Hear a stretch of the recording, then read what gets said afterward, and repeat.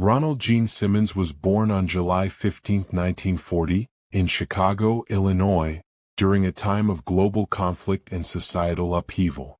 His early life was marked by instability and loss. At the age of 2, his father, William Simmons, died suddenly of a stroke, leaving his mother, Rebecca, to raise him alone. Within a year, Rebecca remarried William D. Griffin, a civil engineer for the U.S. Army Corps of Engineers. This new union led the family to relocate frequently, moving from town to town across Arkansas, which disrupted Ronald's education and social development. As a child, Ronald was described as angry and restless. He struggled to fit in, often becoming the target of bullying due to his frequent relocations. This constant upheaval planted seeds of frustration, loneliness, and resentment. By his teenage years, Ronald had developed a reputation as a bully. Teachers found him difficult to manage and his peers avoided him. In an attempt to instill discipline, his parents enrolled him in military school at the age of 16. Surprisingly, the structured environment seemed to have a positive effect on Ronald. He thrived under the strict rules and hierarchy, finding a sense of control and purpose. Upon graduating in 1957, he enlisted in the United States Navy, marking the beginning of a long military career. During his service, Ronald met Rebecca Becky Ulibarri, and they married on July 9, 1960 in New Mexico. Their union produced 9 children over the years.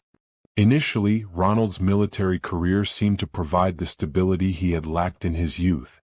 However, beneath the surface, a darker side of his personality began to emerge. Ronald's behavior became increasingly controlling and abusive. He demanded perfection from his wife and children, subjecting them to strict rules and severe punishments for any perceived shortcomings. His temper was volatile, and his need for dominance over his family grew stronger. The situation took a horrifying turn when it was revealed that Ronald had sexually abused his daughter, Sheila. Sheila became pregnant, and in a chilling family meeting, Ronald announced that she would carry the child to term and raise it within the family. This revelation shattered the family's sense of normalcy and deepened the fear and control that Ronald exerted over them. Faced with this atrocity, Sheila's older brother, Ronald Jr., took action. He reported the abuse to a school counselor, leading to an investigation. Initially, Sheila denied the allegations, but after persistent questioning, she eventually confessed the truth. The family was left reeling from the revelation, and the dynamics within the household began to unravel.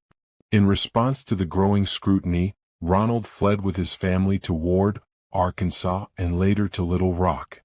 Despite the change in location, his abusive behavior persisted. He continued to isolate his family, cutting them off from the outside world and maintaining strict control over their lives. As the years passed after the Simmons family's relocation to the isolated farm in Mockingbird Hill, Arkansas, the dysfunction within the household only worsened. The idyllic facade of a peaceful family life was long gone, replaced by an atmosphere of fear, violence, and manipulation. Ronald Gene Simmons's transformation from a decorated military man into a tyrannical figure who ruled over his family with brutality and coercion continued to escalate. His abusive control, which had already taken root during the years he spent in the military, became even more suffocating once they settled into the remote property. The Simmons family, once vibrant and full of potential, had become prisoners in their own home. Mockingbird Hill, with its 14-acre property, was far removed from the nearest town, a decision Ronald made consciously to keep his family isolated from the outside world. The location itself seemed like a perfect metaphor for the Simmons family's life under his control, far away from the watchful eyes of neighbors, friends, and any authority that might intervene. Ronald took steps to ensure their isolation was complete. He surrounded the property with barbed wire, placed no trespassing signs, and made sure the house itself was as private and self-contained as possible. The family had no phone, and Ronald refused to allow them any contact with the outside world. The small, cramped living quarters were a stark contrast to the life the family had known in their earlier years. The house, a 5-bedroom mobile home with a few extra rooms squeezed under an extended roof, lacked basic comforts. There was no working plumbing inside the house, only 2 outhouses outside. The heating and air conditioning were inadequate, with only a wood-burning stove to keep the family warm in winter and a single window unit to combat the summer heat. These harsh living conditions mirrored the psychological torment Ronald inflicted on his family, who were forced to endure his oppressive rule. By the late 1980s, Ronald was in the midst of a mental breakdown. His rage and bitterness had reached a boiling point. He was not just angry at his family, he had become resentful of the world around him, especially women. His own failure to adjust to civilian life after leaving the military had eaten away at him, and he had developed a deep-seated loathing for those who he perceived as undermining him. His job in the civilian world, which should have been a fresh start, was instead a painful reminder of his loss of power. He had been dismissed from several jobs, including a legal clerk position where he had made inappropriate advances toward a female co-worker. His inability to control the people around him, especially women, drove him into further despair. He blamed his failures on those around him, particularly the women in his life, and increasingly viewed them as obstacles to his desires and needs. This toxic mindset, coupled with his rigid military ideals, pushed him further into isolation. Ronald began to deteriorate mentally and emotionally, holding on to an unhealthy sense of control that was slipping through his fingers. Throughout all of this, Becky Simmons was living in constant fear. She had been with Ronald for nearly 3 decades, and over the years she had been emotionally and physically beaten down by him. The emotional toll of living with an abusive, controlling man had eroded her sense of self. But as her children grew older, she began to realize that she could no longer continue living in such a toxic environment. She started making plans to escape. Despite Ronald's tight grip on the family, Becky secretly began to save money and make arrangements to leave him. She shared her plans with her children, and they, in turn, supported her. Ronald Jr., Becky's eldest son, was especially determined to help his mother. However, Ronald was never oblivious to the growing rift in his family. He noticed the signs: the reluctance of his children to comply with his oppressive rules, their reluctance to interact with him, and the emotional distance between him and Becky. For Ronald, this was more than just a minor issue. It was a betrayal. His whole world was crumbling around him, and he could not tolerate it. Ronald's life seemed to be spiraling out of control, and he became obsessed with maintaining his dominance over the family. He saw any form of defiance as a personal attack, and the more his family members tried to distance themselves from him, the more violent and erratic he became. The dysfunction within the household reached its peak in the weeks leading up to Christmas in 1987, when Ronald began to prepare for the worst. His growing instability reached a boiling point, and it was clear that he was planning something much darker than simply maintaining control. It was during this time that Ronald made the disturbing decision to have his children dig a deep hole in the backyard. He told them it was for a new outhouse, but, in truth, this would become the grave where he would bury his family members after executing them in cold blood. His rage, which had been building for years, would now have a horrifying outlet. The day before Christmas, December 22, 1987, Ronald began to put his plan into action. He had spent weeks preparing, knowing that his family would be gathered together for the holiday. The reunion, which was supposed to be a time of joy and celebration, was instead going to be the scene of unspeakable horror. As his children arrived at the farm for the Christmas gathering, they had no idea that it would be their last day on Earth. The family, eager to celebrate and put aside the tension that had built up over the years, unknowingly walked into the house of horrors Ronald had been preparing for them. There was no way to know that the cheerful holiday dinner would turn into a bloodbath. Ronald's first victim was his eldest son, Ronald Gene Simmons Jr. The very son who had exposed his father's sickening actions to the school counselor was about to pay the ultimate price. Ronald attacked his son with a crowbar, smashing his face in with a brutal force that left him unrecognizable. After ensuring his son was dead, Ronald moved on to his wife, Becky, who had become his greatest enemy in his eyes. She had tried to escape, she had defied him, and now she would pay the price. Ronald struck Becky with the crowbar, breaking her ribs and causing severe damage. But he didn't stop there. After she fell to the floor, bloodied and broken, he grabbed a .22 caliber pistol and shot her in the back of the head, ensuring that she was dead. But there was more.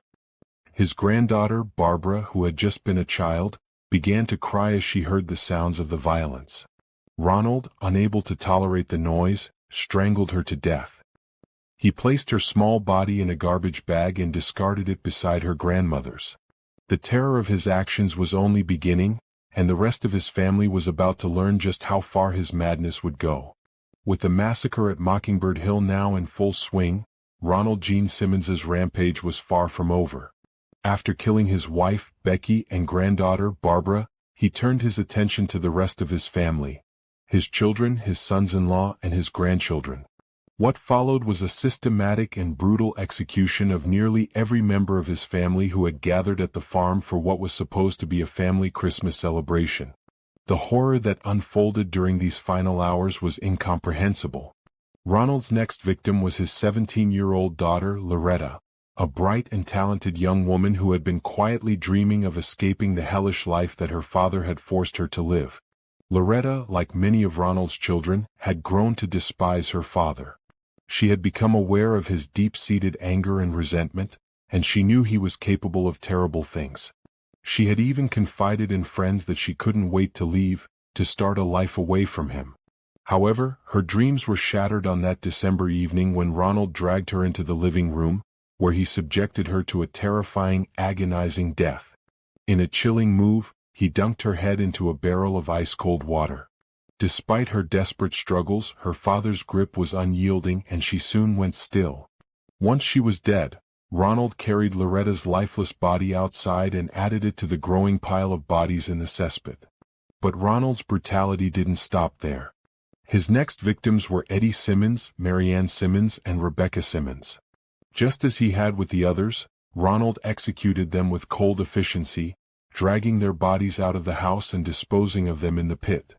By the time he was done, the pit was beginning to fill with the remains of his family members. The once picturesque landscape of Mockingbird Hill had become a graveyard for the people he was supposed to love and protect. The horror didn't stop with the immediate family.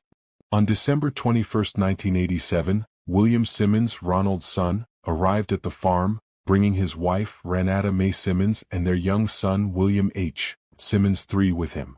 They were among the first to enter the home and immediately saw the gruesome sight of their relatives' lifeless bodies scattered about. It is unclear whether they realized the true extent of what was happening, but William and Renata were both shot by Ronald. Their bodies were covered with coats and left draped over the dining table. William's infant son, just 20 months old, was also killed by his own grandfather, strangled to death before being unceremoniously dumped in the trunk of a car parked behind the house.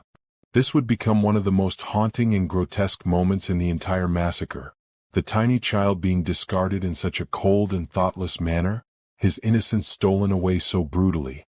Later that night, Sheila Simmons, Ronald's daughter who had survived years of sexual abuse and emotional torment at his hands, arrived at the farm.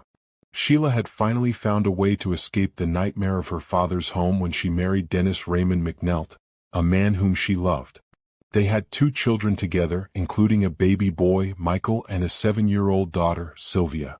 The family had moved away from the toxic environment, but Sheila's father had never forgiven her for leaving. As Sheila and Dennis entered the house, they were greeted with the sight of their family's dead bodies arranged in neat rows in the living room. It was as if Ronald had carefully crafted a sickening tableau of death. Sheila and Dennis froze in shock, unable to comprehend what had just unfolded in front of them. Ronald, cold and methodical as ever, didn't hesitate for a moment. He unleashed his fury on his daughter, Sheila, and her husband. First he shot Sheila, then Dennis. But his violent spree didn't end there. The horror continued as Ronald grabbed Sheila and Dennis's 21-month-old son, Michael, and strangled him to death. Just as he had done with his other grandchildren, he discarded Michael's lifeless body in the yard, treating him with the same callousness as his other victims. Then, in a final act of cruelty, Sylvia, Sheila's 7-year-old daughter, was strangled by her grandfather, Ronald. This was the ultimate betrayal for Sheila, who had suffered years of torment at the hands of the man she had once called her father. Sylvia's death was a stark reminder of how deep Ronald's depravity had sunk, the cold, calculated elimination of his own bloodline. Once he had killed his family members, Ronald arranged their bodies in neat rows inside the lounge, covering them with coats. The eerie tableau he created became a twisted symbol of his control over his family, as though he had meticulously orchestrated their deaths. But there was one detail that stood out above all others. Ronald had draped Sheila's body with Becky Simmons's finest tablecloth, a bizarre and macabre choice that seemed to signify the ultimate act of dominance and control. This was Ronald's way of cementing his power over his family, by disposing of them with cold indifference and treating their deaths as little more than a chore.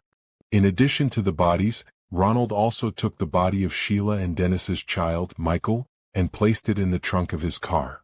This chilling detail added another layer of horror to the massacre. Ronald treated the child, the innocent victim, as though he were nothing more than an object to be discarded, not worthy of resting among the rest of the family. After all was said and done, Ronald took a disturbing and surreal detour. He drove to Sears in Russellville to pick up Christmas gifts he had ordered for his family. These gifts, intended to symbolize love and joy, were instead bought by a man who had just murdered his own bloodline in the most brutal way imaginable. In a surreal juxtaposition, he also made a stop at a private club to drink and celebrate his successful plan, as if he had just carried out a business transaction rather than committing a gruesome massacre. By the time the authorities were alerted to the situation, Ronald Gene Simmons had already begun his next violent spree. He targeted several locations, including the Peel, Eddy and Gibbons law firm, where he killed Kathy Kendrick, a woman he had previously gotten fired for sexual harassment. From there, his rampage continued at the Taylor Oil Company, where he wounded Russell Taylor and James Jim Chaffin. In the chaos that followed, he also killed several more individuals, including 2 other victims at a convenience store and his former workplace. His killing spree was only halted when law enforcement finally apprehended him. The discovery of the massacre at Mockingbird Hill was a shocking revelation to the investigators, who had no idea of the extent of the carnage until they arrived at the property. Inside, they found the bodies of 14 family members, each one tragically lost to Ronald's madness. The case became one of the most high-profile criminal investigations in Arkansas's history. The authorities' investigation revealed the extent of Ronald's control over his family, and they soon uncovered the chilling details of his manipulation and abuse. The cold, calculated nature of his crimes painted a horrifying portrait of a man who had taken complete control over his family, physically, emotionally, and ultimately through death. After the horrific killings of December 22, 1987, Ronald Gene Simmons was arrested and charged with the murders of his 14 family members, as well as the killings he committed during his subsequent spree of violence. The sheer brutality of his actions, the fact that he had murdered nearly his entire family, and his cold, calculated demeanor throughout the entire process shocked the nation and left the community of Arkansas reeling. What followed was a legal battle that would stretch across multiple years, filled with drama, contradictions, and ultimately Ronald's unapologetic stance. The investigation into Ronald Gene Simmons's mental state began almost immediately after his arrest. Given the magnitude of the crimes he had committed, there was widespread speculation regarding his sanity. At first, it seemed as though there might be mitigating factors that could lead to a more lenient sentence. After all, Ronald had clearly displayed signs of deep psychological issues throughout his life. His behavior had been erratic, and his control over his family bordered on the obsessive and pathological. However, doctors who examined him were quick to dismiss the notion that Ronald had lost touch with reality. He was declared mentally competent to stand trial and fully aware of the consequences of his actions. In fact, Ronald's refusal to express any remorse or regret for his actions suggested that he understood exactly what he had done. His cold demeanor and lack of emotional response during the investigation led many to believe that he was more than capable of facing the consequences of his crimes. Despite this, Ronald's defense team attempted to argue that he had been suffering from severe mental illness. They claimed that his behavior was the result of a combination of depression, stress, and the trauma he had endured throughout his life, including his tumultuous childhood and his years of military service. His team tried to paint him as a man who had been pushed to the brink by circumstances beyond his control, yet the prosecution vehemently rejected this argument. The prosecution's case centered around the fact that Ronald had been a decorated war hero, having served for over 20 years in the United States military. He had earned numerous accolades, including the Bronze Star Medal, Vietnam Gallantry Cross, and Air Force Ribbon for excellent marksmanship. These were not the actions of a man who was incapacitated by mental illness, they argued, but rather the actions of a man who had carefully orchestrated a family massacre out of pure malice and revenge.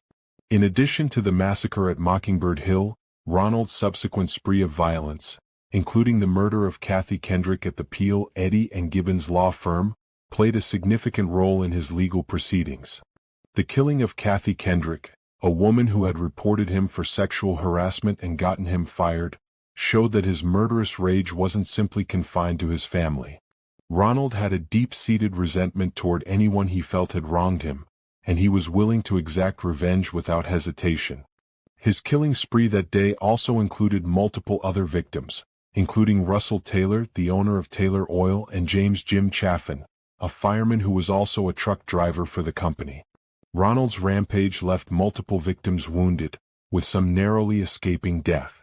The sheer randomness of these killings, paired with his cold, calculated method of execution, cemented the fact that Ronald was not driven by a single factor but by a profound and deep-rooted rage against anyone he saw as an obstacle in his life. The murder of his family, along with the killings of these other victims, solidified the belief that Ronald's actions were not random but meticulously planned.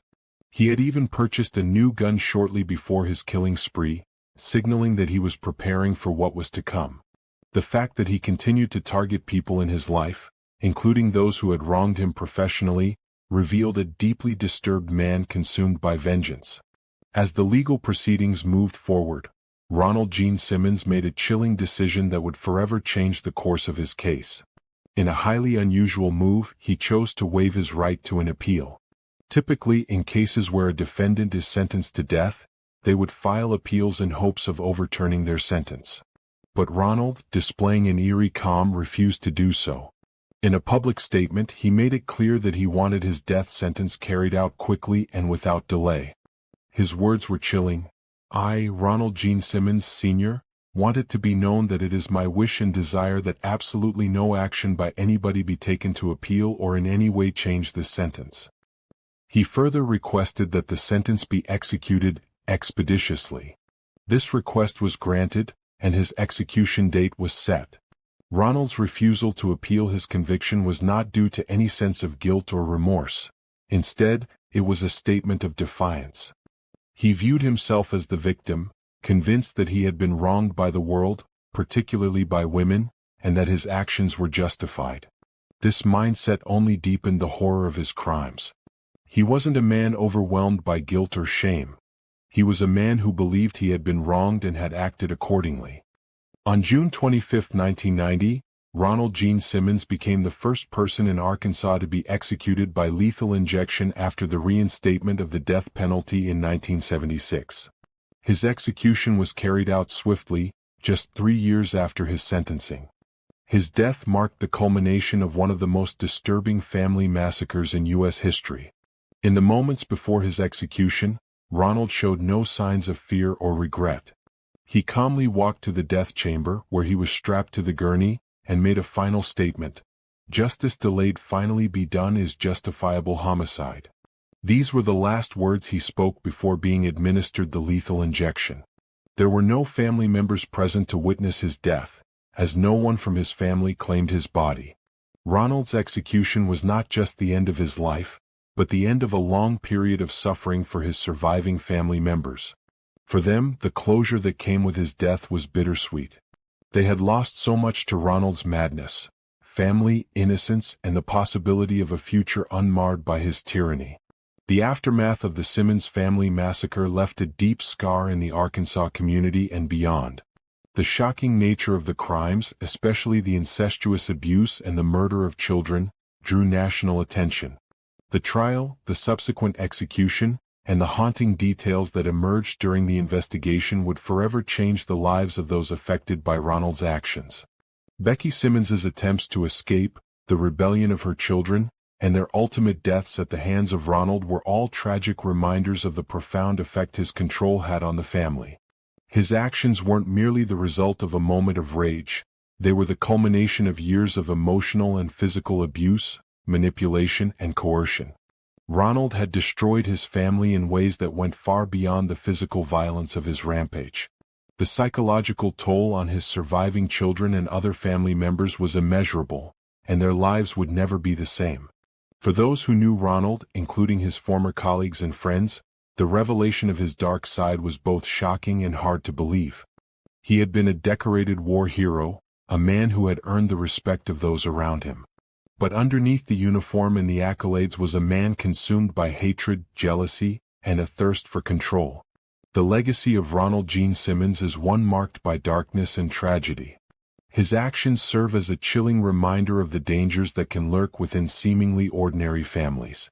While he is now remembered as one of the most infamous mass murderers in U.S. history, the true cost of his crimes extends far beyond the 16 lives he took. For those who survived him, including his children who tried to escape, the road to healing has been long and painful. The scars left by Ronald's abuse, the trauma of living under his control, and the devastation of losing family members in such a horrific manner will never fade. And though justice was eventually served with Ronald's execution, the pain and loss experienced by his victims continue to resonate, leaving a lasting impact on everyone touched by the tragedy. If you found this story chilling, I'd like you to like, share, subscribe, and comment to be the first to receive more chilling true crime stories when I drop them.